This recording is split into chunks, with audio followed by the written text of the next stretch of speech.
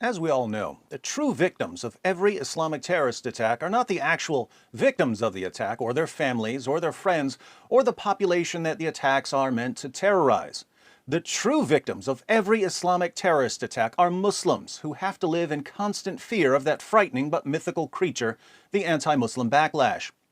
Within hours of an ISIS-inspired jihadi plowing through innocent civilians on a New York City bike path, NBC News was already diverting our attention away from the people who were slaughtered in the name of Allah towards the real victims, Muslim Americans who were again bracing for an attack by that shadowy figure last seen in hazy photos of Lake Loch Ness, the anti-Muslim backlash. 2 days later, Mike reported that Muslim New Yorkers are still bracing themselves for hate crimes after Tuesday's terrorist attack. But there's a new victim of Islamic terrorist attacks. Unsatisfied with intimidating peaceful Muslims, the anti-Muslim backlash has set its sinister gaze on a defenseless expression, Allahu Akbar. Thankfully, the New York Times rushed to the defense of poor, helpless, unarmed Allahu Akbar with multiple articles such as, "I want Allahu Akbar back," and "Allahu Akbar," an everyday phrase tarnished by attacks. The Huffington Post laments that this phrase is being hijacked by extremists who ignore its purely spiritual significance. Allahu Akbar is an Arabic phrase that translates to "God is greater." In the wake of a deadly attack in New York on Tuesday, this inherently spiritual phrase is being used in a different context, to signify a link to political terrorism. In an article titled "What Allahu Akbar Really Means," CNN reminds us that the phrase is a celebration of life. And, not surprisingly, before the bodies of the New York City victims had even gone cold, America's princess of Sharia compliance, Linda Sarsour herself, tweeted, "Every believing Muslim says Allahu Akbar every day during prayers. We cannot criminalize God is great. Prosecute the criminal, not a faith." Can you believe the nerve of all the anti-Muslim bigots forming a negative opinion of an expression that's shouted whenever jihadis are killing their friends and families?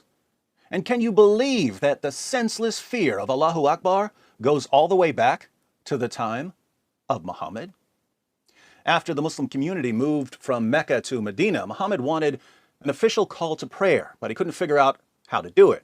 He thought about using a trumpet like the Jews did, but he liked the Jews less and less as they continued rejecting him as a prophet, so he decided to use a kind of gong, translated as clapper in the English translation of Ibn Ishaq. Muhammad ordered the craftsmen to build the clapper nearly 14 centuries before Robert Clapper invented the modern clapper. Yet another scientific miracle for the Einstein of illiteracy, Muhammad.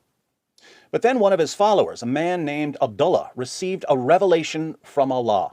We read about his revelation in Ibn Ishaq, page 236. Abdullah said to Muhammad, "A phantom visited me in the night. There passed by me a man wearing 2 green garments, carrying a clapper in his hand, and I asked him to sell it to me. When he asked me what I wanted it for, I told him that it was to summon people to prayer, whereupon he offered to show me a better way. It was to say thrice, Allah Akbar. I bear witness that there is no God but Allah. I bear witness that Muhammad is the apostle of God. Come to prayer, come to prayer. Come to divine service, come to divine service. Allah Akbar, Allah Akbar. There is no God but Allah." When the apostle was told of this, he said that it was a true vision, if God so willed it, and that he should go with Bilal and communicate it to him so that he might call to prayer thus, for he had a more penetrating voice. Notice, Abdullah received a new revelation about Orthodox Islamic practice after Muhammad became a prophet. And Abdullah is the one who tells Muhammad what the correct practice is, when Muhammad couldn't figure it out. So when Muslims have their daily calls to prayer, they're obeying a revelation given to someone who came after Muhammad. So much for Muhammad being Allah's final prophet. I love my work.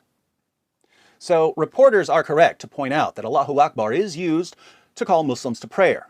Why on earth would we be at all concerned about this expression? Why would it bother anyone? Why would people be frightened when they hear it? Well, there's a reason. The reason Allahu Akbar is frightening is that Muhammad himself made it frightening. Apparently, he forgot to read what the Huffington Post and CNN and the New York Times said about his favorite catchphrase. Same book, page 511. One whom I do not suspect told me from Anas bin Malik, when the apostle raided a people, he waited until the morning. If he heard a call to prayer, he held back. If he did not hear it, he attacked. We came to Khaybar by night, and the apostle passed the night there.